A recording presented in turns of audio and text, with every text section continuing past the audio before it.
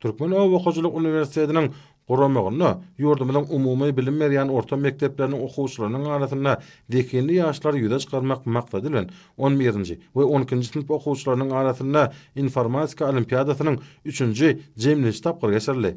Oňa gatnaşmak üçin ýurdumyzyň çar günjegünden dekenli ýaşlar paýtagtymyza geldiler. Olar bäseşiň odalky iki tapgyrynyň jemleri boýunça öňe saýlanan okuwçylardyr. Bäseşik Türkmenistana sany bilim ilgamyny ösdürmegiň we Türkmenistana tebigy hemde takyk ilmi ugurlara degişli dersleri okutmagy kämilleşdirmeň konsepsiýasyny durmuşa ornaşdyrmagyň meýnamalaryny ýerine ýetirmekle bilim ilgamyny innovasiýalary ornaşdyrmaklyga gönükdirilendir. Bäseş atnaşlaryň uniwersitetiň haýwanat dünýäsi muzeýine gedilen zorly.